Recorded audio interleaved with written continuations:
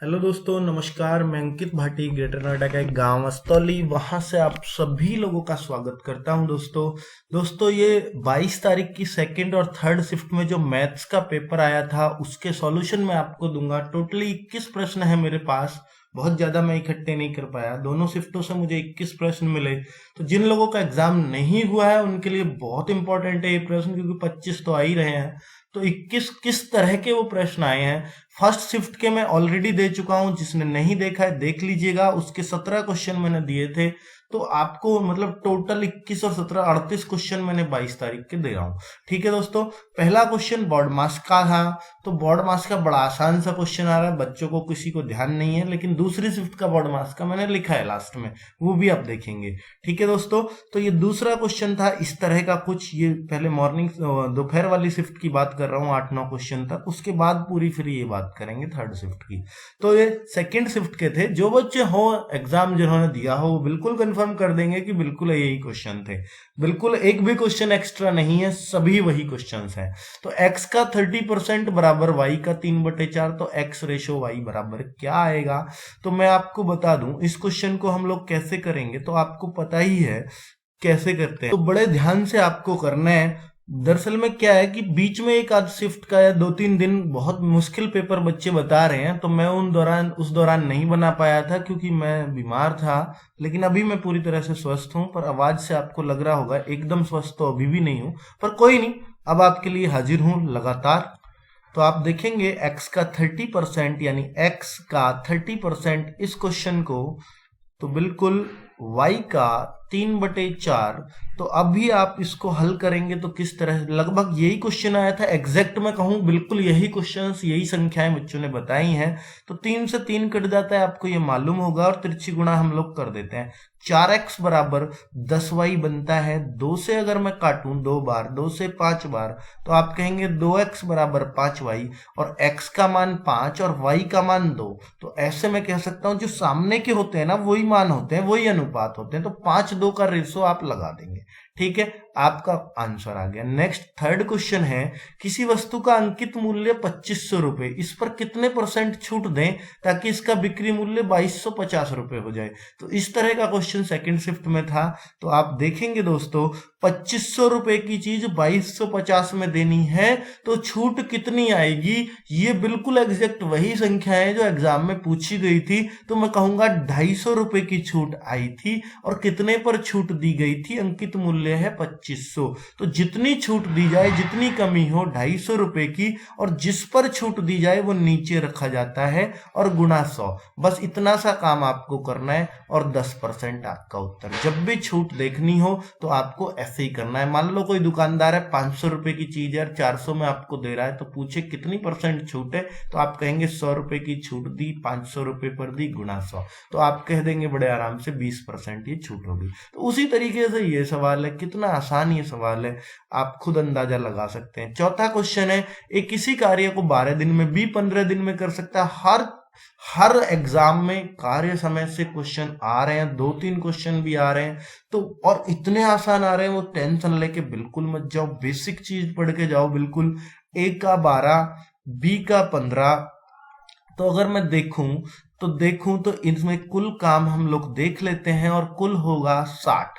ठीक है, तो एक दिन का हम लोग निकाल लेंगे। एक दिन का है 5 खंबे, और 15 दिन में 60 लगाता है, तो एक दिन में 4 लगा रहा होगा कि कुल लगा रहा है, कुल पूरे काम को 15 दिन में कर रहा है, पूरा है 60, तो एक दिन में 4, 15 का भाग दिया, एलसीएम होता है ये इन दोनों का।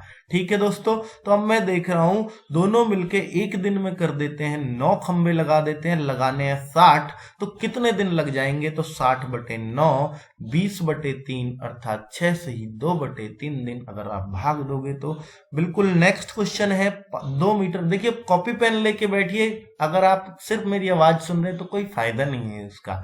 जब भी मैथ कर रहे हो, मेरी क्लास कम से कम करो, तो एक कॉपी पेन जरूर हाथ में लेकर के बैठें, और मुझसे पहले सवालों को करने की कोशिश करें, क्योंकि मुझे तो आप कभी भी बंद कर सकते हो, आपके हाथ में है, मेरी जीभ की चाबी तो है ना। तो 2 मीटर की भुजा वाले घन से 5 सेंटीमीटर भुजा वाले कितने छोटे घन बनाए जा सकते हैं। तो दोस्तों इसमें आप खुद देखिएगा, 2 मीटर भुजा वाले घन से, तो 2 मीटर भुजा वाला घन। तो ऐसा सवाल भी आया है क्या? इतना आसान सवाल है क्या? आप देखो, बड़े घन का आयतन, जब भी इससे बड़े घन से छोटे घन बनवाए ना, तो कोई भी चीज बनवाए तो बड़े का आयतन बटे छोटे का आयतन, बड़े घन का आयतन बटे छोटे घन का। संख्या भी यही थी इस सवाल की, छोटे घन का आयतन। तो बहुत आराम से आप इस सवाल को करोगे। संख्या भी एज इट इज है, आप देखो तो सही, कम से कम 2 मीटर भुजा वाला बड़ा घन है, नीचे देखिए सेंटीमीटर है, ये मीटर है। तो आप क्या करेंगे इस सवाल में? तो मैं आपको बता दूं, अगर 2 मीटर है ना, तो 2 गुना 2 गुना 2 आयतन तो ये होगा भुजा का क्यूब। तो 2 गुना 2 को आप 200 गुना 200 लिखिएगा, क्योंकि आपको सेंटीमीटर में चेंज करना है, क्योंकि ये मीटर है, ये भी सेंटीमीटर, ये मीटर, ये भी सेंटीमीटर में चेंज करना है, ये वाला अलग। तो 3 बार करनी पड़ेगी, 100 100 100 100, ठीक है ना। और नीचे वाला तो 5 5 5 5, वो तो सेंटीमीटर में ऑलरेडी है। अब आप अगर काटो 40, 5 से इसको भी 40 बार, 5 से इसको, इस 5 से भी 40 बार। आप कहो हम तो 5 से इसको 8 बार काटेंगे, वो आपकी मर्जी है, कैसे ही काट लो, उत्तर 64,000 ही आना है। नेक्स्ट क्वेश्चन का आंसर दोस्तों क्या होगा, जरा देखिए। ऐसा क्वेश्चन दे रखा, 2 घनों के संपूर्ण पृष्ठों का क्षेत्रफल 25 36 है। ये संपूर्ण पृष्ठ छोड़ो, आप क्षेत्रफल है ये। अगर क्षेत्रफल है तो भुजा बता सकते हो घनों की, भुजा 1 भुजा 2।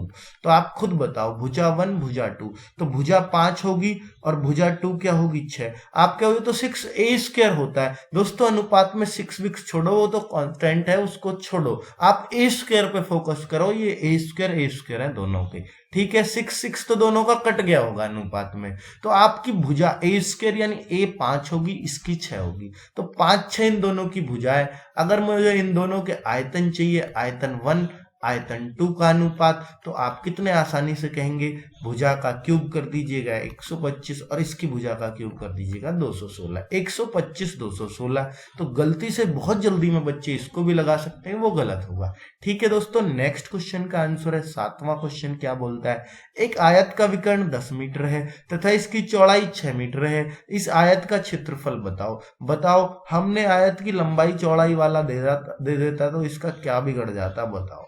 हैं, हम दोनों की गुणा 10 6 60 उत्तर लगा के आ जाते। कुछ बच्चे तो अब भी यही करेंगे, है ना, उनको फर्क ही नहीं पड़ता, लंबाई दे विकर्ण दे, हम तो करेंगे वही, ठीक है। हम तो लकीर के फकीर रहेंगे, हमें क्या फर्क पड़ता है, कुछ भी दे। लेकिन दोस्तों ऐसा नहीं है, आप थोड़ा फिगर आउट कर लीजिएगा इसकी, फिर आप देखो खुद। ये विकर्ण का मतलब है ये 10, इसकी चौड़ाई है 6, तो ये देखिए आप समकोण त्रिभुज बन जाता है। पाइथागोरस लग जाएगी, 10 का वर्ग माइनस 6 का वर्ग से ये 64 आ जाएगा, 64 का मतलब ये 8 आ जाएगी। अब इसकी लंबाई 8 है, चौड़ाई 6 है, तो क्षेत्रफल 48 वर्ग मीटर। आपका चित्र बनाते ही क्वेश्चन हो जाएगा।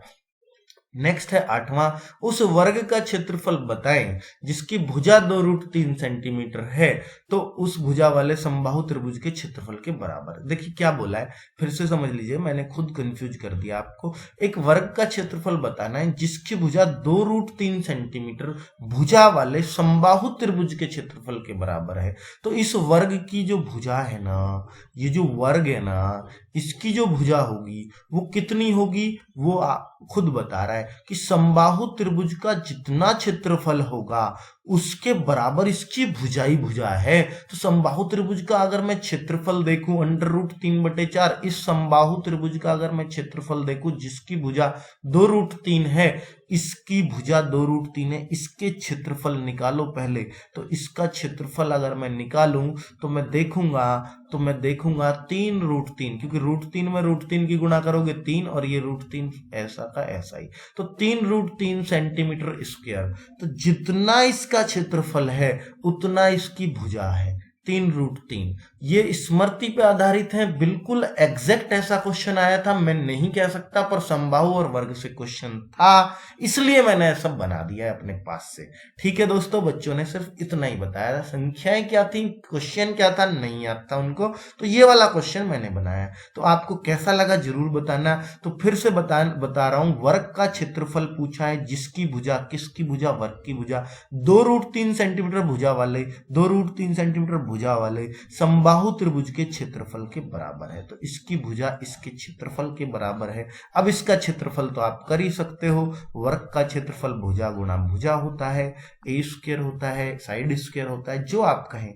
3 तिया 9, √3 में √3 की गुणा 3, 9 तिया 27 सेंटीमीटर स्क्वायर। कितना अच्छा क्वेश्चन बनाया मैंने, जबरदस्त बड़ाई कर देख रहे हो कभी कभार तो मेरी। चलो 9वां क्वेश्चन, किसी धन का 5% चक्रवृद्धि ब्याज की दर से 2 वर्ष का ब्याज 410 रुपए हो जाएगा। तो दोस्तों ये क्वेश्चन थर्ड शिफ्ट का यानी बाद वाले बच्चों ने बताया है। तो जरा देखते हैं ये क्वेश्चन कैसे पूछा गया था। तो ये सेकंड का भी हो सकता है, मुझे नहीं पता एग्जैक्ट, ये सेकंड या थर्ड में से किसी में था। ये बड़ा जबरदस्त क्वेश्चन है क्योंकि चक्रवृद्धि ब्याज का ना हम पे कोई डायरेक्ट फॉर्मूला नहीं है।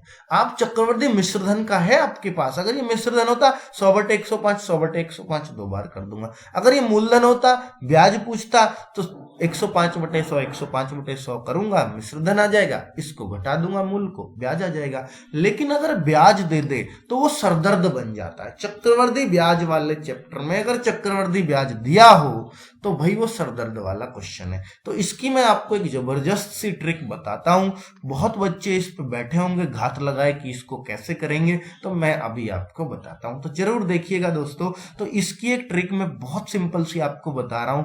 5 दूनी 10, गुणा कर दिया करिए 10, 2 वर्ष की ही ये ट्रिक होगी। 10 पॉइंट और 5 का जितना भी स्क्वायर है यानी ये आ जाएगा 25। 5 का वर्ग यहां कर दीजिएगा बस। 5 दूनी 10, 10 पॉइंट में उसका वर्ग, 10.25% बराबर 410। इस चक्रवृद्धि ब्याज को इसके बराबर रख दो। और अगर हमें मूलधन पूछा है, मूलधन को मानते हैं हम 100% कभी भी, ठीक है। अब ये इतने परसेंट बराबर, ये 100 का मान निकाल दो, आपका उत्तर है 410/10.25। ये मैंने ट्रिक बताई है आपको। और अगर 100% की वैल्यू आपको निकालनी है, और ये क्वेश्चन 2% मतलब 2 वर्ष में ही पूछा जाता है, 99%, बहुत कम चांस है कि ये 3 वर्ष में पूछा जाए, ठीक है। नहीं, 3 वर्ष का बहुत लंबा हो जाता है ये।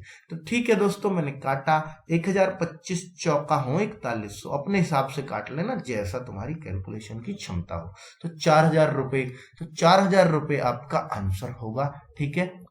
हाँ, नेक्स्ट क्वेश्चन है दोस्तों, ये बिल्कुल शाम की शिफ्ट का क्वेश्चन है। सीता ने 24 रुपए की 3 पेन खरीदे, बिल्कुल यही एग्जैक्ट संख्याएं थी। 24 रुपए के 3 पेन खरीदे, 24 रुपए के 3 पेन की दर से खरीदे, मतलब 24 रुपए की दर से 3 पेन खरीदे। 24 रुपए का 1 पेन है, इसका मतलब ये है।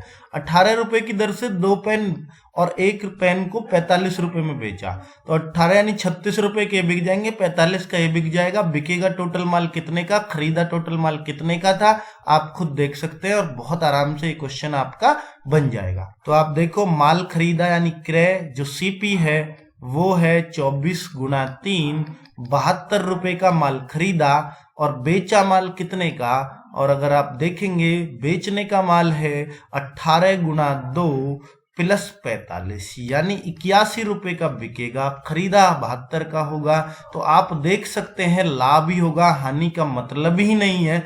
खरीद ये है, बेचा इतने का है, तो 9 रुपए का लाभ, लाभ रुपए में 9 का बटे क्रय मूल्य यानी सीपी, ये फॉर्मूला होता ही है, और गुणा 100। 9 × 72 अगर काटेंगे तो 12.5% लाभ आपको साफ साफ दिख जाएगा।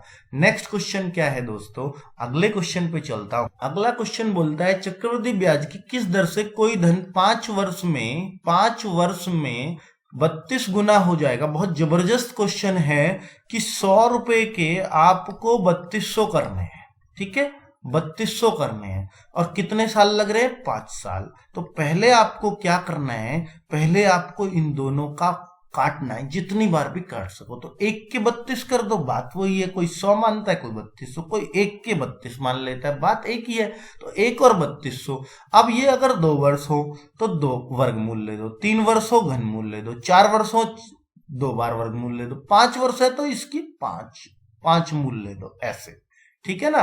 तो अब इनका ऐसे 5वां मूल 1 का तो 1 ही होगा, और 32 का 5वां मूल 2 होगा। 2 गुना 2 गुना 2 तभी तो 32 आता है। तो 1 का 2 हुआ, 1 का 2 हुआ, ये हुआ फाइनल। 1 का 2 5 वर्ष में हुआ, तो दर कितनी है, दुगुना हो गया 5 वर्ष में। कहने का मतलब ये ही रहा, 1 का 2 हुआ तो लाभ परसेंट जैसे हम निकालते हैं ना, वैसे ही दर परसेंट निकालूंगा।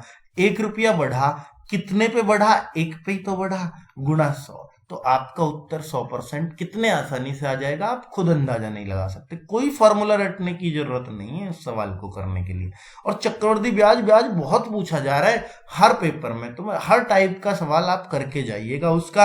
अगर आपको कहाँ से करें तो मैं आपको बता रहा हूँ, चक्रवृद्धि ब्याज पे टोटल मैंने 3 वीडियो बना रखे हैं, 3 साधारण पे बना रखे हैं। आपका क्वेश्चन छुटेगा नहीं, छुटेगा क्या, जिंदगी में नहीं छुटेगा। जो कितने पेपर बना लेना एसएससी, ऐसे सवाल कराए मैंने उसमें, टोटली सब खोल बांध के रख दिए जितने भी क्वेश्चंस होते हैं। ठीक है दोस्तों, 12वां, यानी आप कैसे ढूंढोगे, सिंपल इंटरेस्ट अंकित भाटी लिख दो यूट्यूब पे, देख लोगे। ठीक है, मैं अपना कोई प्रचार नहीं कर रहा, तुम्हारा मन करे करियो, ना मन करे कोई दिक्कत नहीं, टेंशन ही नहीं। चलो, दो त्रिभुजों के क्षेत्रफलों का अनुपात 2:3, उनकी ऊंचाई का अनुपात 3:4, इनके आधारों का अनुपात क्या होगा। ये क्वेश्चन बिल्कुल एज इट इज यही संख्या है, ऐसा का ऐसा ही पूछा गया, बच्चा लिख के लाया तो उसने मुझे बता दिया, मैं आपको बता रहा हूं। तो दोस्तों, दो त्रिभुजों के क्षेत्रफलों का अनुपात अगर ये है, उनकी ऊंचाई का ये है, तो आधारों का अनुपात कैसे निकालेंगे, तो मैं आपको बता दूं, किसी भी त्रिभुज, आप ये मत सोचना कि समकोण त्रिभुज का ही होता है,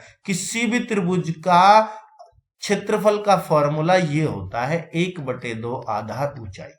ठीक है, अगर उसके आधार ऊंचाई की बात हो रही हो तो किसी भी त्रिभुज का क्षेत्रफल ये होता है, किसी भी त्रिभुज का।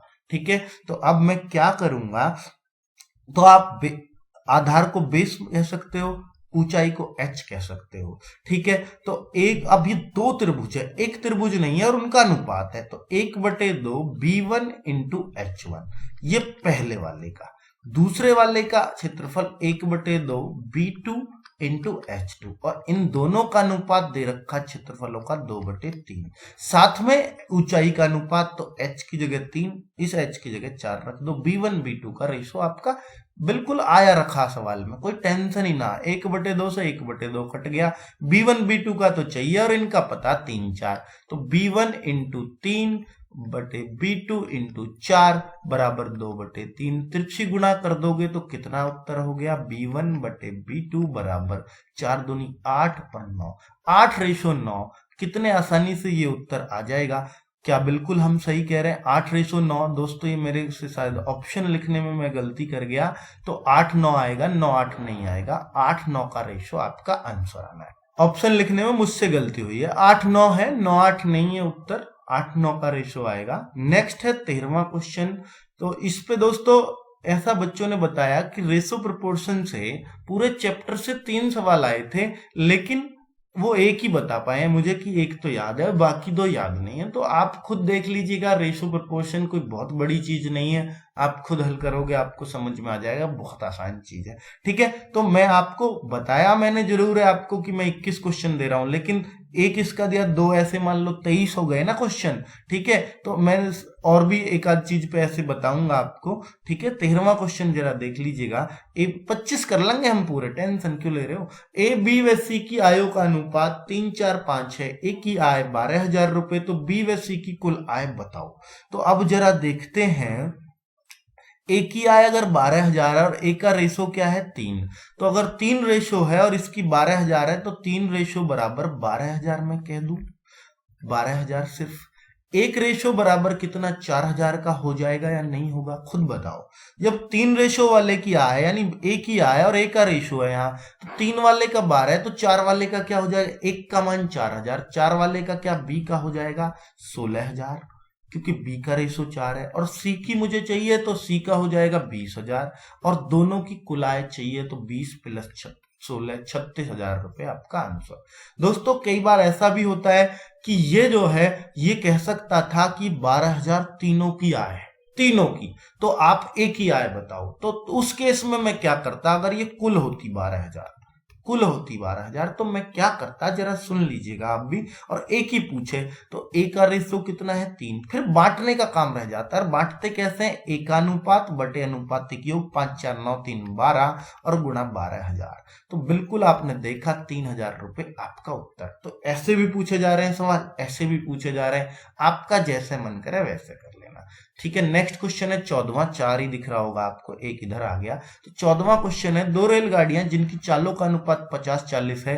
ठीक है, 2 रेलगाड़ियां हैं, और जिनकी चालों का अनुपात है 50-40, ठीक है, एक दूसरे की तरफ जाती है। आगे खुद बोल रहा है यहाँ एक स्टेशन ए है, यहाँ एक स्टेशन बी है, इन दोनों इनकी दूरी दोनों स्टेशनों की 360 किलोमीटर, ये भी बताया है उसने। और इनकी चालों का अनुपात 50 का, मतलब इनकी चाल जो है और इसकी 40 किलोमीटर प्रति घंटा, बिल्कुल एग्जैक्ट यही संख्या थी। तो दोनों किस समय एक दूसरे से मिलेंगी, तो आप खुद देखो कि दोनों एक दूसरे की तरफ भाग रही हैं। ये 1 घंटे में 40 तय करेगी, ये 1 घंटे में 50 तय करेगी, तो 90 किलोमीटर 1 घंटे में तय होगा कि नहीं होगा एक दूसरे की तरफ, ठीक है। तो ये मिलेंगी कहाँ, मान लो यहाँ मिलेंगी, ठीक है। तो 90 की स्पीड से चल रही है एक दूसरे की तरफ, 1 घंटे में 90 किलोमीटर दूरी तय हो रही है जब एक दूसरे की ओर जा रही है। वे एक ही दिशा में जाती तो 10 किलोमीटर, फिर ये पकड़ने की बात होती। तो अब भी तो पकड़ने की बात है ना, 360 तय करना है इनको, बस इंजन मिलेंगे समझ ली, तय कर दी दोनों ने मिलके। तो समय पूछा हमसे, समय बराबर दूरी 360 बटे चाल 90 की, बस ये सोचना था आपको, 4 घंटे। इतना इजी सा आंसर, क्वेश्चन चाहे देखने में कितना भी बड़ा हो लेकिन आंसर बहुत इजी सा है। नेक्स्ट है 15वां क्वेश्चन, बहुत जबरदस्त क्वेश्चन है आप लोगों के लिए बिल्कुल, और इससे जबरदस्त चीज है, मैं इसका जबरदस्त तरीका आपको बताने वाला हूँ। ये 11 डंडे मान लो, ना भी हो तब भी मान लो, 3 3 6, आप न्यू कहोगे नहीं तो गिनती भी ना गुरु जी है, 3 और 11 ही हैं लोग, अंदाजे से ही बढ़िया खिंच गए। तो 11 जो है ये डंडे 11 खिलाड़ी हैं, जो समझ लो। इस एक खिलाड़ी की जगह, 11वें खिलाड़ी की जगह मैंने, इसकी उम्र थी 23 वर्ष, ठीक है, इसको निकाल दिया और नया आदमी लेना है टीम में, क्योंकि अच्छा प्रदर्शन नहीं है, कहां तक ढोंगे इसको टीम में, ऐसे समझ लो आप। तो जैसे इसको लेंगे तो सीधी सी बात है, ऐसा तो है नहीं कि 23 वर्ष का निकाला, 23 वर्ष का ही चाहिए जी हमें अगला खिलाड़ी, ऐसा तो है नहीं। तो ये कुछ और अलग उम्र का खिलाड़ी लेना पड़ा, क्योंकि इसका प्रदर्शन अच्छा था। इससे क्या हुआ, बाकी 10 पे तो भाई 10 की उम्र तो कोई फर्क नहीं पड़ा, इसने क्या किया, ये इतना ज्यादा खाया कि सबकी उम्र 1-1 साल बढ़ा दी, गैल में अपनी भी बढ़ा दी। तो इसका मतलब इसने सबकी उम्र में 1-1 प्लस किया। औसत में 1 बढ़ने का मतलब होता है सबकी 1-1 बढ़ा देना, ठीक है। तो इसका मतलब 11 वर्ष उसने बढ़ा दी सबकी उम्र। तो पहले वाले से वो 11, पहले वाले से इसका मतलब 11 वर्ष ज्यादा आएगा, अर्थात 23 + 11 अर्थात 34 वर्ष आपका आंसर। नेक्स्ट क्वेश्चन दोस्तों, ठीक है, नेक्स्ट है 16वां क्वेश्चन, किसी वस्तु का अंकित मूल्य 2640 है, इस प्रकार दुकानदार को 20% बट्टा देकर 10% लाभ कमाता है, तो वस्तु का क्रय मूल्य। इसके इतने जबरदस्त तरीके मैंने आपको बता रखे, बट्टे छूट वाला, लाभ हानि वाली मेरी 6ठी 7वीं आप वीडियो देख लो, आपको ऐसे लगेगा बट्टा छूट कुछ है ही नहीं, और हर पेपर में क्वेश्चन आ रहा है इससे, ठीक है। आप देख लीजिएगा, मतलब मैं बिल्कुल अर्श, फर्श से लेकर अर्श तक करवा रखे हैं उसमें, आप खुद सोच लेना। और ना समझ में आए ना, नाम बदल देना, अंकित भाटी का नाम सोच कर रखो दूसरा, ठीक है। अगर मैं कह रहा हूं तो आप ये काम कर लेना। चलिए, क्रय मूल्य क्या है, तो क्रय मूल्य अगर मैं आपको बताऊं कि भाई इस सवाल में कैसे निकालते हैं, तो आपको अंकित मूल्य देखना है। पहले ये दे रखा है क्रय मूल्य क्या होता है, देखिए अंकित मूल्य क्या, पहले समझो कि ये जो है कोई किताब है, कोई कपड़ा है, कुछ भी चीज है, जिस चीज को हम खरीदने जा रहे हैं, तो उस पे ये प्रिंट रेट है। और ये क्रय क्या होता है, ये लागत मूल्य होता है, जितने में वो वस्तु बनी है। तो ये तो सबसे कम में होता है, इस पे लाभ भी लेगा दुकानदार, छूट भी देगा। ऐसा तो है नहीं कि आप इतना प्रिंट डला हुआ है किसी किताब पे, कपड़े पे, आप इतने में ही खरीद के ले आओगे। आप कहोगे कुछ छूट बाढ़ देगा या ऐसे ही लेके जाएंगे, ऐसे लेके जाएंगे तो हम न लेंगे, ठीक है। तो वो पहले ही कह देता है भाई छूट भी दूंगा, लेकिन इसे नहीं बताएगा तुम्हें। अब तुम्हें ये नहीं पता चलता उसने कितना पैसा कमा लिया हमारे से, तो वो तो सीक्रेट है, ठीक है। लेकिन लागत में तो वो देखना पड़ेगा ना, वो हटाना पड़ेगा। तो आप समझ लीजिएगा कि इसको हमें हटाना है, लाभ भी हटाना है उसका, और इसका बट्टा जो छूट दिया है वो भी हटाना है, क्योंकि इस पे तो सब कुछ है, तो सबसे बड़ा मूल्य होता है। तो इसको छोटा करना है जितना कर सकते हो। और छोटा कैसे करते हैं मैं आपको तरीका बताता हूँ। लाभ को हमेशा 100 110 लिखो, और बट्टे को हमेशा, क्योंकि ये छूट होती है अर्थात हानि होती है, 100 की चीज 80 में जारी होती है। तो इसको छोटा करते जाओ, और छोटा करना है तो इसको छोटा करना है, एक चीज ऊपर एक चीज नीचे। तो छोटा कब आएगा, जब मैं इसको 80/100 करूंगा, 100/80 करूंगा तो बड़ा हो हो जाएगा। ये और भी छोटा करना है ताकि लाभ भी हट जाए। तो कब होगा ये छोटा? जब मैं इसको 100/110 यानी बड़े से भाग दूं, तभी छोटा हो सकता है। अगर इसके अपोजिट मुझे अंकित मूल्य लाना हो और क्रय दे रखा हो तो मैं क्या करूंगा? बड़े से बड़ा लाऊंगा, फिर ये 100 ऊपर चला जाएगा, 110 ऊपर चला जाएगा, ये 100 नीचे, ये 80 नीचे। बात आ गई समझ में? ऐसे ही समझाया। ये तो मैंने बहुत जल्दी में समझाया, वहां बहुत तसल्ली बख्श समझाई हैं चीजें, क्योंकि यहाँ तो मैं सिर्फ आपको क्वेश्चंस करा रहा हूँ कैसे कैसे करने हैं। ठीक है दोस्तों, अब इसको जरा काट लीजिएगा। 11 दूनी 22 और ये 11 दूनी 22 और बचेगा 11 चौक 44, 24 8 192। ये मुझसे शायद ऑप्शन गलत लिख गए हैं, जल्दबाजी में मैंने ये थोड़ा सा लिखा है, तो इतना तो आप अंदाजा लगा ही सकते हैं। थोड़ी जल्दबाजी में तो मैं चलता ही हूँ, क्योंकि काम ऐसा ही है भाई, थोड़ा सा ड्यूटी भी देखनी है, ये सब भी करना है, वो सब भी। तो 1920 रुपए एक ऑप्शन की जगह आप लगा लीजिएगा। ठीक है, चलिए नेक्स्ट क्वेश्चन है। 4000 रुपए का 3% की दर से 2 वर्ष का चक्रवृद्धि ब्याज। बताओ, सिंपल सिंपल क्वेश्चन भी आ रहे हैं, इतने इतने सिंपल। तो कैसे करते हैं? 3% 2 वर्ष का चक्रवृद्धि 103/100 कर दीजिए। 4% हो 104/100। तो कितनी बार कर दे? 2 वर्ष है 2 बार कर दो, 3 वर्ष है 3 बार कर दो, इसी काम को। और जो आए ये मिश्र धन आता है, ये मिश्र धन का तरीका निकालने का। फिर ब्याज का क्या? उसमें से जो आए 4000 घटा देना। इसीलिए मैंने ऑप्शन नहीं दिए, क्योंकि सवाल ही इतना आसान है। इनकी गुणा करो, 10 का भाग देना, 4000 घटा देना, पॉइंट में आएगा, कोई दिक्कत नहीं है, आप कर सकते हो। क्वेश्चन ही ऐसा आया था, क्या करें। तो अब एक बोर्ड मास का कुछ ऐसा भी पूछा गया, बच्चे बोल रहे थे कि का भी था, कोष्टक भी था, तो मैंने अपने आइडिया से सवाल बना लिया, क्योंकि बोर्ड मास किसी को संख्या सहित याद नहीं रहेगा। ठीक है, तो मैंने ऐसा सवाल बना दिया, और अब आप देखो उसका उत्तर क्या आएगा। तो पहले ब्रैकेट हल करेंगे का से भी पहले। हालांकि देखो फॉर्मूला ये होता है बोर्ड मास। ठीक है, तो बोर्ड मास में बी फॉर ब्रैकेट, तो सबसे पहले ब्रैकेट हल होगा, चाहे ब्रैकेट के अंदर कुछ भी है। उसके बाद ऑफ यानी का पे आएंगे, और इनका तो फिर खेल ही खत्म है। चलो, क्योंकि ये तो है ही नहीं, पहले ब्रैकेट है फिर का है, और कुछ नहीं है इसमें। तो पहले भाग दूं इसका 2 भाग दिया, फिर गुणा होगी।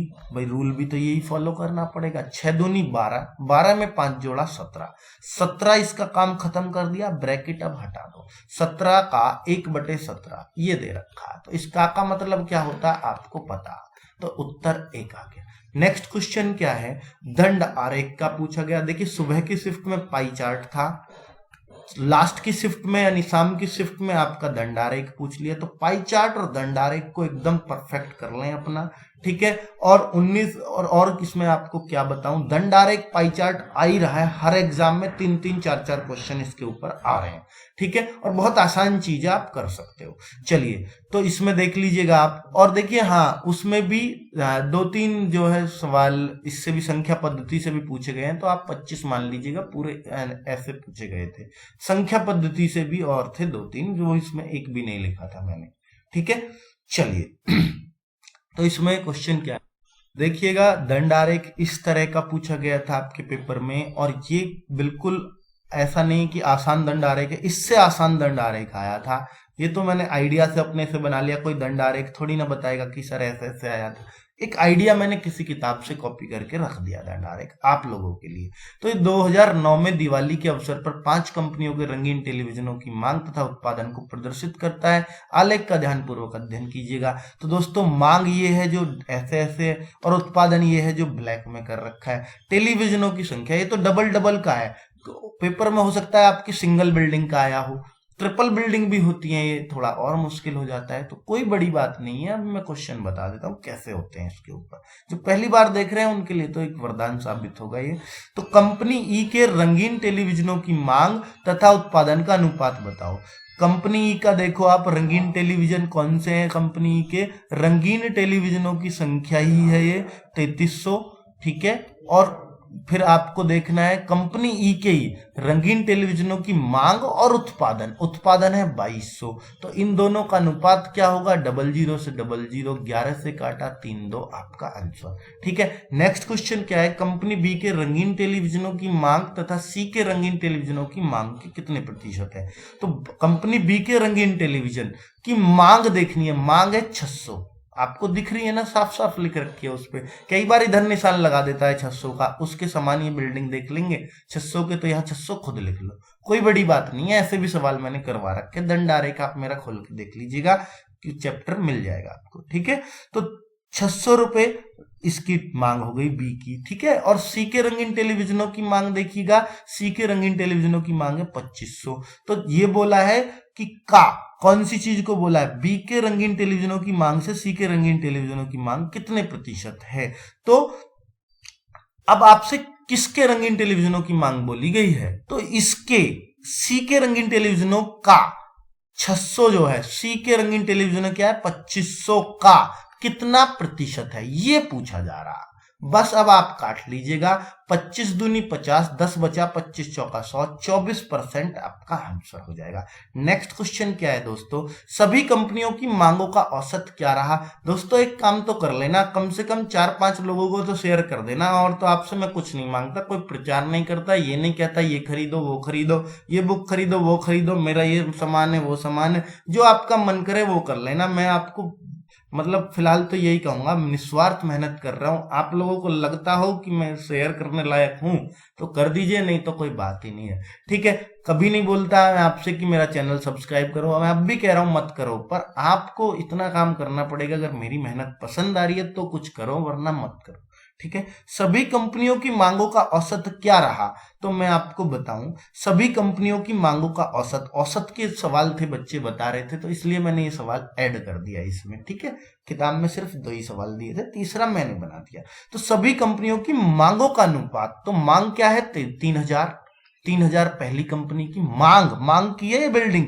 अभी उत्पादन का तो एक का भी नहीं, बस ये सवाल था उत्पादन के ऊपर, ठीक है। बाकी तो सब मांग के ऊपर ही आए हैं। 3000 प्लस दूसरे की मांग 600, तीसरे की मांग 2500, चौथे की मांग डी की 1200, आप खुद देख रहे हो, और ई की मांग 3300। अगर आप इन सबको जोड़ोगे तो 10,600 बन जाएगा। 10,600 में क्योंकि हमें औसत चाहिए, 5 कंपनी है, 5 का भाग दे दो। अगर आप भाग दोगे तो ये 2120 आ जाएगा और आपका आंसर होगा, ठीक है दोस्तों। उम्मीद करता हूं आपको जबरदस्त लगा होगा मेरा तरीका भी, मेरे क्वेश्चंस भी। और जो बच्चे ने एग्जाम दिया है वो जरूर कंफर्म करें कमेंट में कि बिल्कुल एज इट इज ऐसे ही क्वेश्चंस आए थे, ऐसे ही पूछे गए थे। सेकंड शिफ्ट में मुझे नहीं पता पाई चार्ट आया था या दंडारेख आया था, वो आप लोग ही कंफर्म कर देना किसमें, कमेंट में। ओके दोस्तों, बाय बाय, फिर मिलते हैं एक नए एनालिसिस के साथ, यानी 23 तारीख वाले के। बाकी शाम में आएगा तो वीडियो, उम्मीद अब ज्यादा मत करना। और 3D का भी बहुत जल्दी मैं वीडियो देने वाला हूं।